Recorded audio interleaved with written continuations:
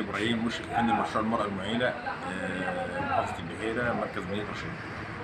اتفضل سيدي. عندنا في المعرض منفذ البيع اللي احنا بنبيع فيه المنتج بتاعنا بتاع مشروع المرأة المعيلة، تصنيع السجادة دي. مش احنا عندنا هنا شغل كزاج وعندنا شغل نايين وعندنا شغل حاجة. المنتج بتاعنا احنا بنصنعه عندنا هنا في المشغل وبنعرضه هنا في المعرض، وده المنتج بتاعنا زي حضرتك ما انت شايف. واي استفسار تحت امرك فيه.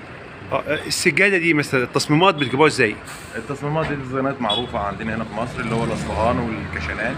التصميمات ديت موجوده، يعني طول عمرنا بنشتغل فيها وبنصممها عندنا هنا وبننفذها الواناتها واشكالها. السجاده دي مختلفه ليه؟ قلت لي انها مختلفه. ده نوع حرير طبيعي. فالحرير ده عارف ان هو اقيم حاجه واغلى حاجه، فلازم تحس انها مختلفه شويه عن بقيه الشغل. المتر منه بيتكلف كام؟ التكلفه بتاعته بتعمل لها حوالي 5000 جنيه. المتر الواحد. طب وده ليه سوق موجود؟ طبعا. احنا بالنسبه للمصريين عندنا هنا الاستهلاك، احنا كمنتج مصري او كتصنيع في مصر مش بنكفي السوق المصري. احنا السوق المصري ما بيكفيش 50% من السوق المصري، وده بنستورده من بره. وكذا مره ان احنا مثلا حاولنا الناشد او الناس اللي هم مراد المال عندنا حاولوا ان هم يوصلوا الكلام ده لاعلى ناس في الدوله، ان هي تحاول توقف عمليه الاستيراد، بحيث ان احنا يبقى في عندنا اكتفاء ذاتي بالمنتج بتاعنا ونطوره ونزود عدد العاملين وكده. عندنا هنا 3 انواع شغل. ده الحرير اللي هو الطبيعي بنسبه 100%. ده عندنا الصوف اللي هو صوف بنسبه 100% صوف طبيعي. عندنا النوع الثالث اللي هو قطن على صوف، اللي هو النوع ده. ده شغل مودرن حديث، اللي هي الالوانات ديت والديزاينات دي. ده صوف على قطن. ده الثلاث انواع الشغل اللي عندنا. الاسعار بتكون كام؟ الاسعار بتتراوح من حسب السوق، يعني مش ثابته. ماشي. الاسعار ان عندنا الصوف ده اقل حاجه، القطن متوسط، الحرير اعلى حاجه. ده بيرجع للسوق اليومي، يعني اسعار النهارده مش زي بكره.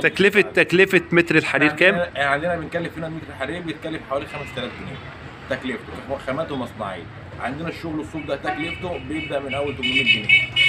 ماشي. كخامات ومصنعيه، وساعات يوصل 900 جنيه على حسب غلو الخامات. عندنا القطن ده بيتكلف 1300 جنيه خامات ومصنعيه. ده التكلفه عندنا، انا بكلمك النهارده.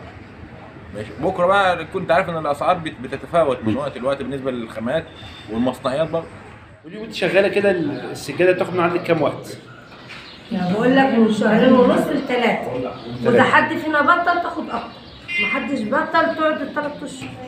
النور بيشتغل عليه كام واحده؟ ممكن اكتر؟ 2 بس، مش اكتر من 2؟ هي بالمواس ممكن اكتر. ممكن اكتر حسب العماله اللي بتبقى موجوده.